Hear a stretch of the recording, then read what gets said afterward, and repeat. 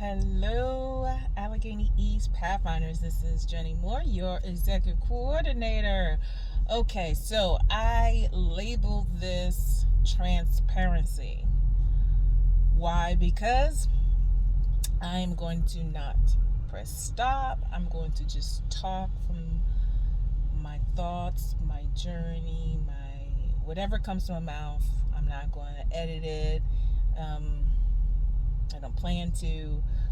The only thing I'm not being bold about is going live. So why am I doing this video? Because I woke up, as I do most Sabbath mornings, just reflecting, and I always think about Pathfinders naturally. Even though it's my ministry, it's my volunteer, I don't get paid to do this. But as I look at my eyebrows, I think about it. I think about just our 5-year emphasis. I think about, when we plan things out. Do the staff get it? Do the Pathfinders get it? Like, I pray that the Pathfinders see this video. I am not a speaker. You'll never probably catch me giving a sermon, so this is probably the closest it's going to get.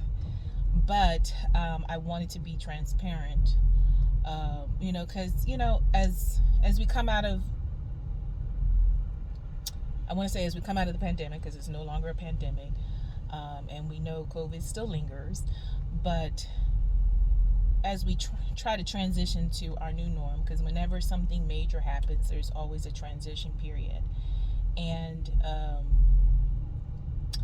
there's so much to reflect on, especially coming from a point where we used to have like 70 clubs. I remember when we had 40, we just kept building and building, and more churches were embracing the Pathfinder ministry, and we got to like 72 clubs. In 2019, we had 72 clubs, and now we're down to like 46.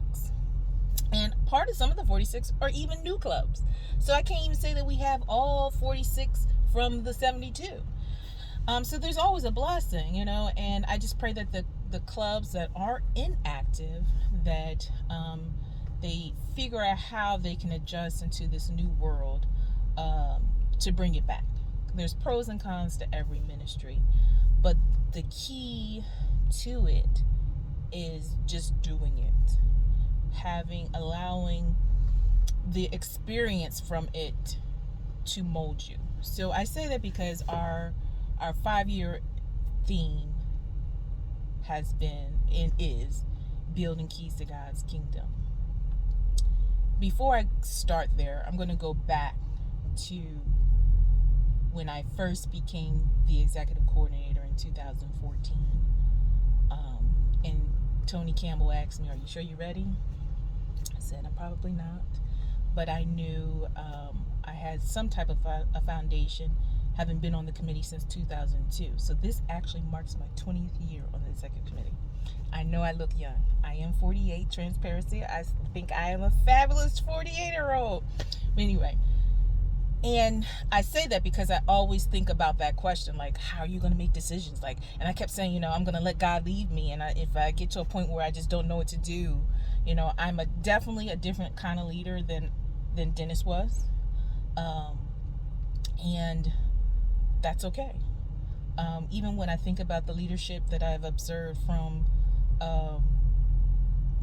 the late Maura Arms and the late Brother Glenn, and probably even Danny Davis, because I was a Pathfinder when Danny Davis was in charge. So it's kind of like, seeing all these different, and being part of, I'll say, the original crew, our true pioneers of the Allegheny East Pathfinder ministry. I can't compete to them. So when he asked me that question, that's a legit question. And then I talked to Tony like a couple weeks ago, and it was just, we were on the phone for over an hour, and it was just interesting because the person who asked me that said, "Man, you are the right person for this time that we're in." And I said, "Man, PG, quote unquote Pastor Graham, PG said that too." And I'm like, why? Because in the back of my mind, I'm like this guru, but I am a servant of God. And I say all that to say that, all those clubs that persevered through the pandemic. Like right now, I'm literally recording this video in the parking lot of Breath of Life because unfortunately Pisgah didn't have a club this year, but this is my son's last year. So as a good mother and a Pathfinder leader, I said, you are going to push forward through Pathfinders, finish your guide with the Buccaneers. I mean, he still got his Pisgah Scorpions on his shirt, but Breath of Life allowed him and Wesley to come over and join them so that they can complete their Pathfinder year, completing all of them. Because I always think, even if he stops doing Pathfinders and he comes back, because every good Pathfinder comes back in some way or fashion, he would have completed everything. So that's what I'm doing. I'm being a parent right now in the parking lot making this video. But everybody experience and journey is different. So in 2019 or 2018, my husband and I, we walked. At that time we were walking a lot. COVID kind of like changed that as well. He's still working out every day except for Sabbath, so I'll get it together one day. But so this video is gonna be long because I'm just being transparent. But we were walking, and he uses Dr. Miles Monroe a lot for his motivation. He reads lots of books. Ooh, that's an understatement. So he's always talking about, if you know Dr. Miles Monroe, he talks a lot about God's kingdom, and really that's truly where the premise came from, because my husband was always sharing with me, and I'm like, the keys to God's kingdom. I'm like, oh snap. That's what God was like, I want you to, that's your theme. Like, God gave me that theme on a walk, listening to my husband talk about God's kingdom, how his kingdom is here. There's two realms. Like, we can be in this earthly realm, but be not of the world, conformed of this world, but understanding that we can live in this world, but understanding that there is still God's kingdom, that we can be a part of his kingdom. We just have to follow him. And so anyway, that's where keys to God's kingdom. So then I started thinking about what are these keys, and that's what I presented to the executive committee, and we developed what those keys are. So year one we did the fruit of the Spirit, because we want to embody the right characteristics: love, joy, peace, patience, kindness, goodness, faithfulness, self-control, which I think we will, it will be a challenging piece component always. Self-control and love, joy, peace, patience, kindness, goodness, faithfulness, gentleness, and self-control. Was that it? Did I say them all? I think I said them all. So yeah, fruit of the Spirit, tackling that. Then last year we did God's law, the 10 commandments, but knowing that it's not just about the 10 commandments, because there's a lot of good nuggets, laws that God has given us throughout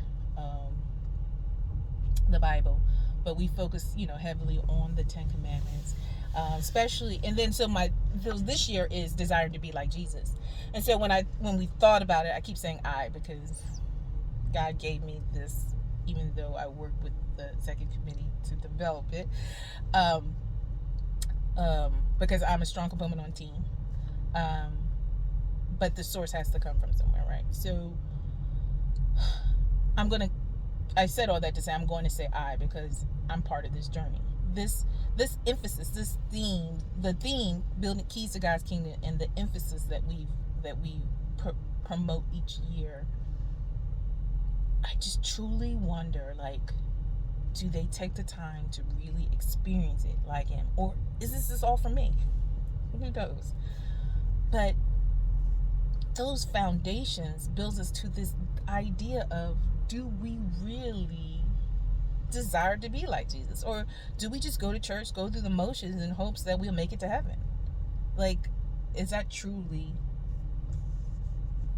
Sorry, there was a bee out the window, and I'm like, the window is up, but I'm still touching it just to make sure it's outside the window. That was funny.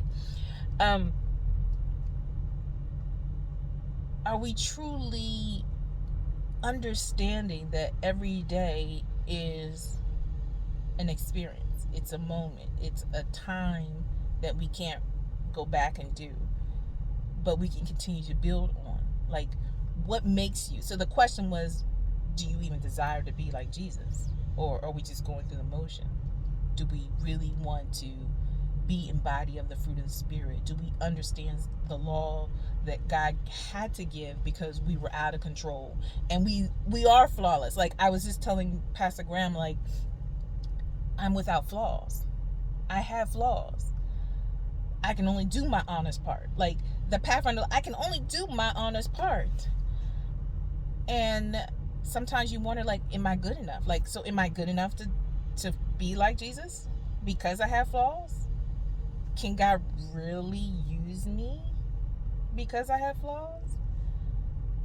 Young people, if you're watching this, I mean, obviously the answer is yes, because we've seen so many times where God has used us. He's used, even to this day, bump the Bible. Even today, he uses young people. And us older folks, more seasoned folks, can see how God is using them, and sometimes using them to correct us. So that is why I love team. That's why I love the Pathfinder ministry when it's used right. That's why I love the TLTs.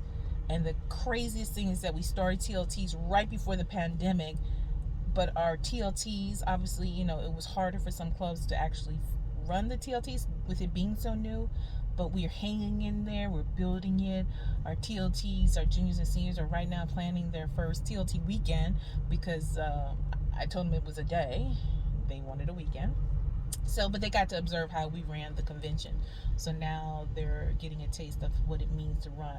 It's been interesting, them thinking about, oh wow, it costs money to do these things. Yeah, it does.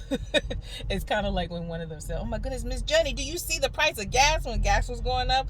I was like, yeah, I remember when gas was just a dollar. So I mean, yeah. But it's funny.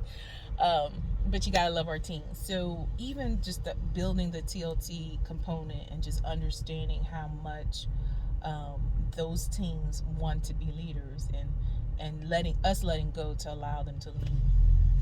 And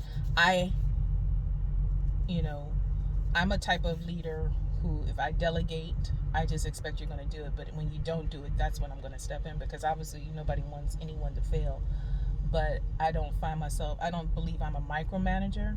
So, but I realized I was doing that with the TLTs. So I also have to balance that out. I can't treat them like an adult who may have more experience with leading and expect them to for me to just say, do, and then, or not even tell them what to do, like let them do it. And then I come back and critique it. And then I say, maybe I should have did a little more guidance. So it's a learning experience for both of us on this process. So working with TLTs is still a little different than being a counselor in a Pathfinder club, because you want them to lead, you want them to come with fresh ideas and do everything on their own, but then you also have to understand when to step in and at what point to step in. But anyway, so desiring to be like Jesus, like every Monday for 4 years, this is year 4, and we have our Pathfinder prayer call. Originally, it was designed for our TLTs to do the worship call. It's a little struggle getting the teens to do it, but we figure, hey, 6:30, they're getting ready to go to school. But anyway, I think we've only had like maybe 1 or 2 TLTs do it, but it's no big deal, because we realize that as long as someone is praying and there's power in prayer, then it doesn't really matter. It doesn't matter how many people come on the call. We know there's people on the call who don't speak. It doesn't really matter. The point is that we're coming together for the common good, to pray for our young people, to see what kind of thoughts God wants us to reflect on for the week.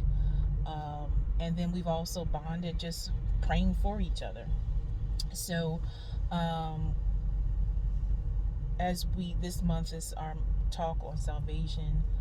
Sorry, Terry, I cannot remember what your topic is in May, but in June, mine is on prayer and compassion, so I'll be leading the prayer call in June. But just the whole power of understanding that, if you want to take anything from this, understanding that desiring to be like Jesus doesn't mean that you're going to be flawless. I really think that's what I wanted to say. Because I don't want anyone to feel scared that being like Jesus means you have to be perfect. We're not going to be perfect. That's why God created us to have family and friends around us, because everyone is going to have a strength, everybody's going to have a weakness, and if we learn to work together, we can do awesome and great things.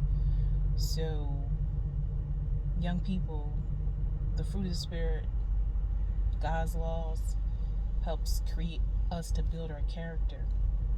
Desiring to be like Jesus just means that we accept Him and we want to be a true servant of God and a friend to man, and we can only do our honest part.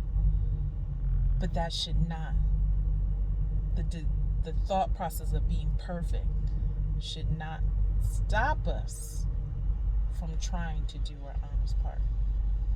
So as you end this year with trying to decide, because in June we're going to ask that question again, like, do you desire to be like Jesus? If you had said no in the beginning of the year, is your answer still no, or is it yes?